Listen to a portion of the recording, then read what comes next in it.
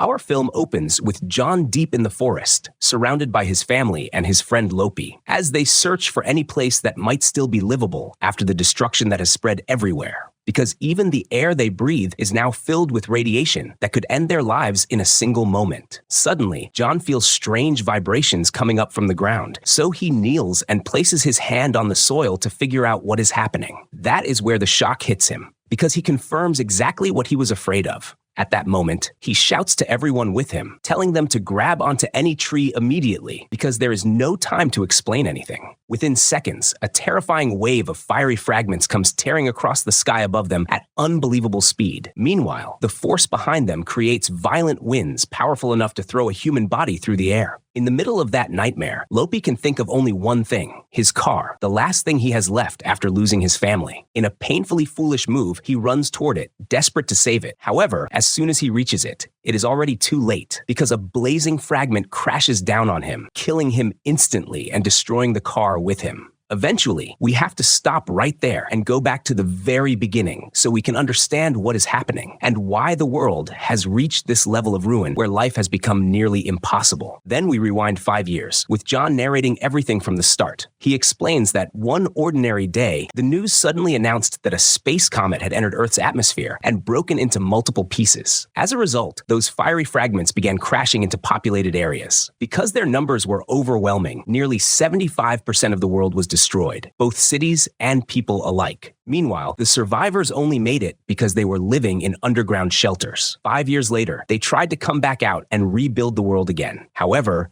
the fragments were still falling. On top of that, radiation had spread everywhere, so some areas were completely burned, while other places, for reasons no one fully understands yet, somehow remained green and alive. That gives them hope that nature is still fighting through the destruction and that life might return again. However, they are forced to go back into the shelters because there is still no clear sign that life outside is truly possible. Meanwhile, we find John wearing full protective gear, his face covered with a mask, as he explores the area surrounding the shelter to check for anything new. At the same time, he stays in contact through his headset with someone monitoring weather changes, tracking any incoming storms or dangerous winds near his location. Then he is shocked to discover that even now, there are still fiery openings in the ground, with volcanic lava bursting out, and their size is growing beyond what should be normal. Even so, he keeps moving, because scenes like this have become almost routine to him. As soon as he reaches the shore, he finds rescue boats scattered along the beach, including one large ship that has been completely destroyed. He starts entering them one by one, searching for anything they might be able to use back at the shelter. At that moment, he gets a warning signal that strong winds are moving in his direction. However, he insists on exploring the large ship anyway, driven by a strange curiosity about it. Inside, he finds dead bodies. Then, by pure chance, he notices a small notebook, and inside it, there is a dried flower. Suddenly, he feels how long it has been since they last saw something with such vivid color. He grabs it quickly and rushes out because the winds are already closing in, and in less than 2 minutes, they will be strong enough to sweep both him and the ship away. He sprints back as fast as he can, hoping to make it to the shelter, yet the wind is moving far faster than he is. So he calls them and tells them to open just a small section of the door, and he will handle the rest. Luckily, he manages to slip through at the very last second. As soon as he gets inside, he passes through the decontamination room because the air outside the shelter is completely unfit to breathe. Meanwhile, Allison, John's wife, is in a meeting with the shelter leaders as they try to find solutions after 5 long years. Naturally, their resources are almost exhausted, and on top of that, new groups of survivors keep arriving after escaping the disasters happening outside, which means the population inside has grown far too large. Even then, Chris, the police chief, is convinced that in less than a year, they will be able to leave the shelter and live a normal life again. Grow crops, and do whatever they want. Chris paints that future like it is within reach. However, Dr. Amina has a very different view, and she brings everyone back to reality. What he is describing, in her eyes, is nothing more than wishful thinking, because living outside is still impossible with radiation saturating the atmosphere. If anyone stays exposed to it for too long, death comes quickly. Meanwhile, Allison is deeply shaken, because her husband keeps going out on these scouting missions again and again. Even so, she tries to hold herself together together so they can stay focused on finding real solutions. One of the ideas on the table is relocation, finding another country where the air might still be breathable. At that moment, someone reminds them of the crater, the one place scientists have never fully agreed on whether it truly exists or not. It is said to be a massive circular region surrounded by walls so deep that storms cannot reach it. Because of that depth, the area is supposedly safe to breathe in, and everything inside has remained preserved almost exactly as it was. However, Chris steps in again and reminds them that even if the crater is real and not just another fantasy, it is in southern France. In other words, reaching it would be next to impossible, because every route around them is full of danger. Then the army commander backs Chris up, explaining that daily reports keep coming in about uprisings and civil wars caused by people living outside the shelters. So even if they leave and begin the journey, they may lose their lives because of other humans before they ever get close. Eventually, he argues that the smarter choice is to face the reality around them and search for practical solutions. Meanwhile, the doctor responsible for John tries to warn him that he has gone on enough exploration trips already, because his body cannot endure much more. They also believe that if he is going to adapt to the conditions around him, he needs to open up to the people he loves and actually talk to them about everything. Suddenly, violent tremors shake the shelter. Dr. Amina points out, in case anyone still is not paying attention, that the quakes have been growing stronger day after day. But the army commander pushes back, reminding her that this shelter is strong enough to survive the fiery fragments from the sky. So, is she really suggesting it cannot handle a few tremors? At that moment, Allison's attention is completely fixed on the group of people who have just arrived from outside with the rescue route team, because the shelter leaders still have not decided whether they will let them in or not. Chris strongly opposes the idea, convinced they must be carrying diseases after spending years exposed to radiation. And on top of that, there are barely enough resources as it is. Allison snaps, furious at the logic, because what are they supposed to tell them? Stay outside until they die. So, she proposes a vote, and naturally the others agree to put it to a decision. Meanwhile, since they are all trying to preserve some sense of normal life, the shelter still runs on a routine with school, yoga, exercise, games, and everything else. Around that time, we find Nathan, John's son, sitting in a class about the stars. The teacher is convinced that if humanity had paid more attention to studying the skies, they might have found a solution to the comet before it ever reached Earth. That is why, in his view, astronomy is exactly what they need to focus on in the coming years, because it was the sky that brought the world to ruin in the first place. Nathan, however, is focused on something else entirely, the girl he likes. Every few seconds, he steals a glance at her from the corner of his eye, as if she might magically notice him that way. Meanwhile, John is busy trying to fix the pipes, because for several days, they have not been delivering water due to a malfunction. As soon as he tests the system and it starts working again, he feels an incredible rush of relief, because without water, the entire shelter becomes meaningless. Later on, after he finishes, he sits with his wife and tells her, "Happy Valentine's," a little late, then pulls out the dried flour he found on the ship. He also tells her that he found repair tools, which means he can get the radio working again. However, she immediately shifts the conversation and asks about the water pipes, because that issue has been weighing on her mind. Then she realizes she has ruined the romantic moment, so she circles back and thanks him for the flour. After that, she tells him security caught Nathan trying to get out of the shelter. John gets furious, because this is exactly the kind of thing no one can joke about, and one wrong move could cost him his life. Allison tries to calm him down, reminding him that anger will not solve anything, especially since Nathan is not entirely wrong to think that way, because his father is constantly going out to explore the outside world too.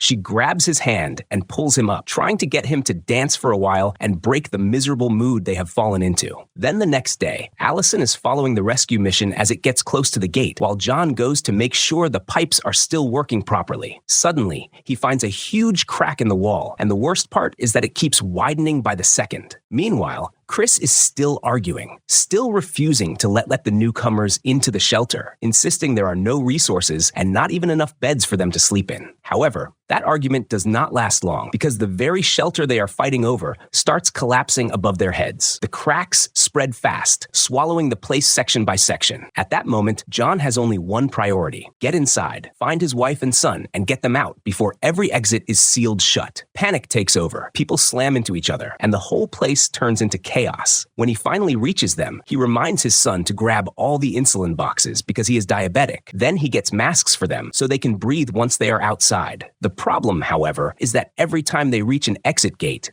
they find it blocked because the ceiling has collapsed and sealed the path. So they turn back and keep searching for another way out as fast as possible because every second matters. Eventually, they manage to escape. Right away, John tells his wife they have to leave the island quickly because they will not survive the radiation for long. The only option now is to reach the shore and take one of the rescue boats waiting there. By chance, they run into Dr. Amina on the way, so they take her with them too. As soon as they arrive at the sea, they find an overwhelming crowd, with everyone sprinting toward the boats just trying to save themselves. Meanwhile, one man grabs John's mask by force because he cannot breathe. John lets him take it because the only thing that matters to him now is getting his wife and son onto any boat and saving their lives. Then he covers his face with a scarf, trying to buy himself a little more time.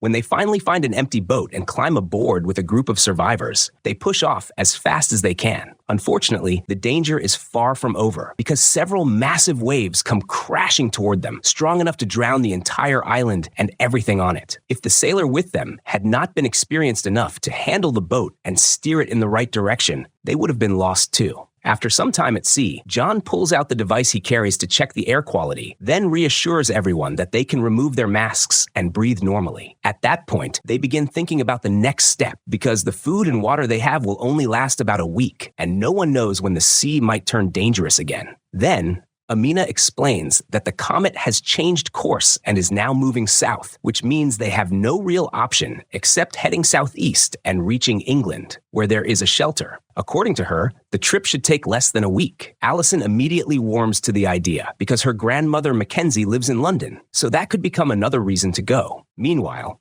in the middle of the journey, the boat breaks down. John works on it until he finally manages to repair it, and they get moving again. Later that day, Nathan is amazed by the sky, now filled with glowing comets. After spending more than 5 years underground, this is the first time he has seen the sky in all its beauty. John feels genuinely happy because even in the middle of all this disaster, his son is still able to see the real beauty in the world around him. A few days later, the boat breaks down again, but this time the problem is worse because they have run out of fuel. Unfortunately, there is no solution except to wait and see where the current carries them. The bigger problem, however, is that their remaining food will not last more than 2 days. Since waiting is their only choice, they sit in silence until suddenly the boat comes to a stop after crashing into something. John quickly opens the door to check where they are, and he discovers they have drifted into the city of Liverpool. Most of it is flooded, with the water rising all the way up to the rooftops of the buildings.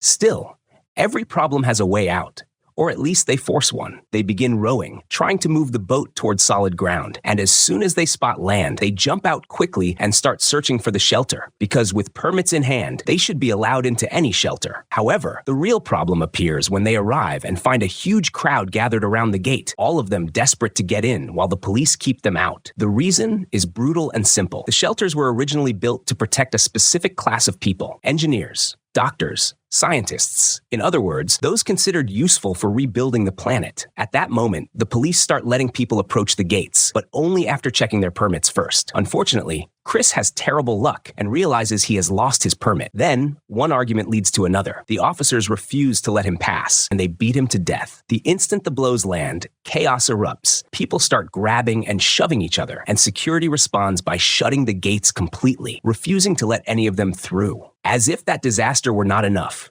an alarm suddenly goes off, warning them that extremely strong winds are moving in. Everyone starts running, trying to escape before the storm sweeps them away. By chance, John notices a man driving a vehicle, so he begs him to take them on his way to London. Then John takes off the watch he is wearing and gives it to him, because people no longer trade with money, only by barter. The driver agrees and lets them in. Meanwhile, on the road, Allison notices that her son is in shock because everything he has lived through is far too much for anyone to carry. She holds him close to help him calm down, then reassures him that they will reach London safely and stay with her grandmother. Then we learn that the driver is Lopi. He explains that people have reached this point because fear has made them ready to kill each other over food, even though a single radiation storm like the one they just survived could wipe them all out in an instant. At that moment, John is focused on one thing only: whether Allison's grandmother is even still alive. So he asks her when she last spoke to her. Allison answers, about 8 or 9 months ago. The moment he hears that, he starts losing hope.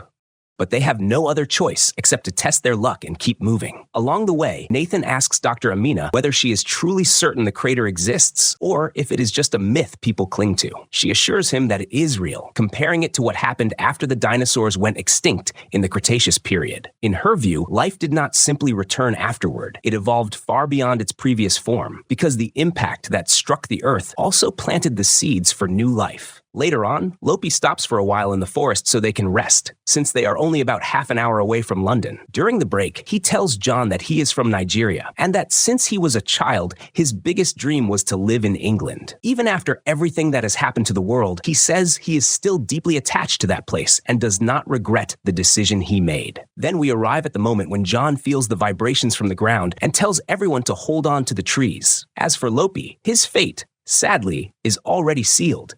Him and the car both. Once the storm calms down and they are able to move again, they find the vehicle reduced to nothing more than twisted metal. So they grab their bags and continue on foot. Eventually, something finally goes right for them, and they reach Grandma Mackenzie's house, finding her alive and well. As soon as she opens the door, she can hardly believe her eyes, then pulls them into a tight embrace, because it has been more than 5 years since they last saw each other. When they step inside, they find Christmas decorations hanging everywhere. She reassures them that the air in the house is much better than outside, because she has insulated the place. Meanwhile, the people living with her are a group of Alzheimer's patients she used to treat at the hospital where she worked. Later, they all gather for dinner, sharing drinks and revisiting old memories, trying to steal a few hours that remind them of the life they once had and give them enough strength to face whatever comes next. During dinner, John tries to ask if she has heard anything real about the crater. She tells him it is all rumors, and that she does not know anyone who has actually seen it with their own eyes. However, since Amina is the one most convinced that the place truly exists, she gives them hope, insisting that all the studies she has done point to the same conclusion. Out of this devastation, a place will emerge with greenery, drinkable water, and clean air. Of course, that beautiful reel of hope gets cut short when they hear people outside in the street fighting each other, because by now, that has become normal almost everywhere. Later that night, Allison wakes up to the sound of coughing violently in the bathroom. When she goes in to check on him, she finds that it has gotten so bad he is coughing up blood. At that moment, he realizes he has to tell her the truth. The doctor had already warned him that if his symptoms ever reached the point of bleeding, then he had only 6 to 8 weeks left at most. Allison goes into shock and breaks down crying because she never even knew he was sick. She begs him to stay there with her grandmother and let them search for medicine from anywhere, hoping something might improve his condition. However, John is certain nothing can help now. The illness has worsened because of the exploration trips and the radiation exposure he kept enduring. He tries to calm her as much as he can because he does not want to spend his final days like this, and because he will never feel at peace unless he gets them to the crater himself, somewhere with crops and clean air they can actually breathe. In his mind, it is impossible for Nathan to spend his whole life hiding underground. 5 years was already too much. Eventually, Allison agrees because she has no other choice. The next day, they take Grandma Mackenzie's car and leave right after saying goodbye. Meanwhile, Amina has a map with her to guide them to the exact location, which should be about a 2-hour drive. On the road, John notices Nathan is completely silent, unlike his usual excitement, so he and Allison try to draw him out by bringing up old memories to distract him for a while. Just as the mood begins to loosen and they start laughing, gunfire suddenly erupts. Bandits open fire on them. Their only goal is stealing the car. Tragically, Amina is shot in the head and dies instantly. John pulls over, grabs the gun he has with him, and steps in to defend them. Even in the darkness, he manages to take them down one after another.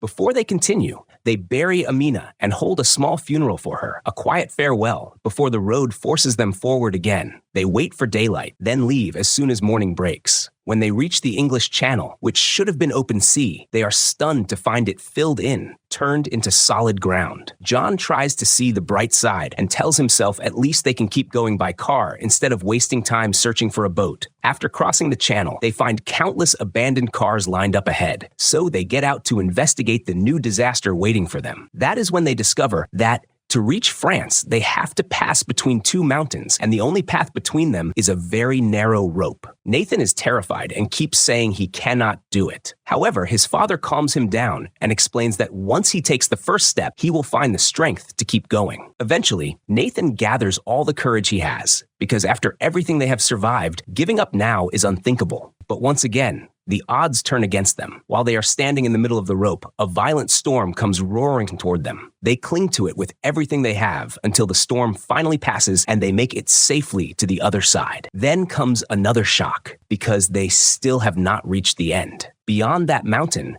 there is a third one. This time, they have to cross using suspended ladders stretched between both sides, and it is even harder than the rope because they are hanging in open air with nothing to brace against. They crawl across the ladder, inch by inch, while the wind starts rising again. At one point, Nathan loses balance and half his body slips off, leaving him hanging. Luckily, John is right behind him and pulls him back with all his strength before he can fall. At last, they reach the third side safely and sit down for a moment just to catch their breath, because what they just survived was anything but easy. After that, they keep moving, because stopping would be even more dangerous. The problem, however, is that the mountain ahead looks almost completely ruined, with nothing in front of them except emptiness. John starts to panic and sink into frustration, afraid the crater may also be destroyed and left looking just like everything else.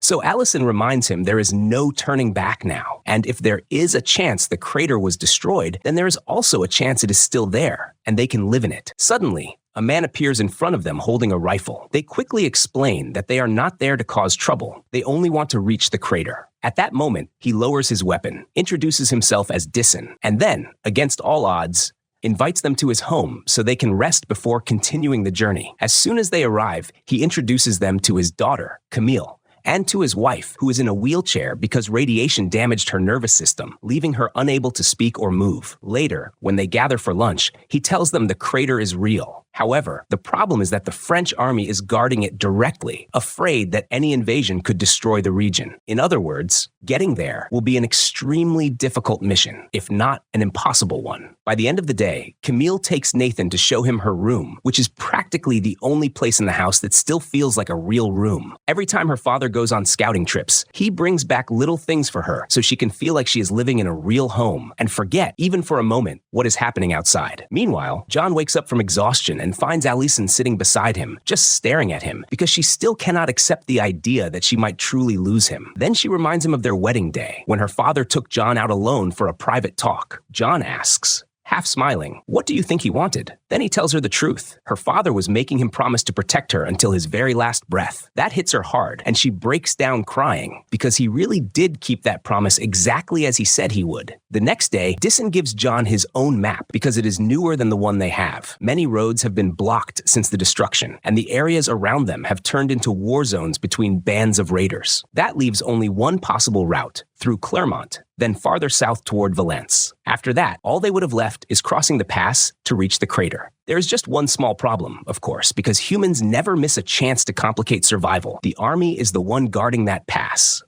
Disson tells John that once they get there, he should ask for Commander Junior, then hands him a photo, because Junior is his closest friend. If he knows they came through Disson, he should help them cross without much trouble. Of course, all that help comes with one request. Disson wants John to take his daughter Camille with them. As hard as it is for him to make that choice, and as impossible as it feels to let his daughter go just like that, he believes this is the only place where she might still have a chance at a normal life. He has wanted to take that step for years, but his wife's condition has always stopped him, because she would never survive the journey, and she needs constant care in everything. John hesitates, because this is a huge responsibility to carry. However, Alassan steps in and says they will take her, and all of them will make it there together. Then, Camille says goodbye to her mother and father, devastated because she never wanted them to be separated like this. Still, when life corners people, they do what they must. After they spend a long time driving, Alyson notices John is getting weaker by the minute, and Camille also looks deeply upset, so she suggests they stop for a while to rest and eat something. Suddenly, while they are sitting there, army vehicles approach them, because civilians are not allowed to cross this area. Camille realizes they are all standing there confused, unable to understand what is being said, because the officer is speaking French, so she translates and tells them they need to reach Commander Junier, hoping he can help them get to the crater. However, the officer believes the best thing for them is to turn back, because reaching that place means crossing a war zone. Then John asks him, if that is the case, why not help us cross this area at least? The officer agrees. He stays with them step by step along the way until they finally reach the army camp where Junior is stationed. At that point, they speak with the camp commander and ask for Junior himself. Then comes the shock. Junior Junior was wounded a short while ago and has just died. In other words, they are told to leave immediately because their presence there is not allowed. So John starts begging them to help, explaining that they have been trying to reach this point for almost 2 weeks, that he is sick, that he only has a few days left, and that he will not have peace unless he sees his wife and children make it to the crater. The officer feels for him, then tells him that the buses parked there transport people to the crater, so they can take one because the distance is still long. At that moment, John feels like his dream is finally coming true, and he tries to rest for a while on the bus while they are on the way. However, suddenly, a group of rebels ambushes them with guns and starts firing, trying to take the bus by force, killing all the soldiers traveling with them. John is ready to do anything to get his family there, because after everything they have survived, this cannot be the end. He tells them to get down while he handles it. Then, in the middle of the chaos, he manages to grab a gun from one of the attackers and kills him. As for the second one, the civilians gather around him and beat him to death. The problem, however, is that John is shot in the stomach. Allison rushes him back onto the bus so he can rest, then drives it herself. When they finally arrive, they try to support him so he can keep walking because the road ahead is blocked and vehicles are not allowed to enter. He forces himself to stay on his feet for as long as he can, until at last he sees Clark Crater in front of him. It looks exactly like Amina described it. Green everywhere, drinkable water and clean air. A wave of joy overwhelms him because he knows he made it. But sadly, their joy does not last. His body has reached its limit and he can no longer stand. He collapses to the ground, says his final goodbye, and dies in that same moment. They break down in tears because they wanted him to be part of the new life they had finally reached. And here, our film comes to an end, with John's family safe at last.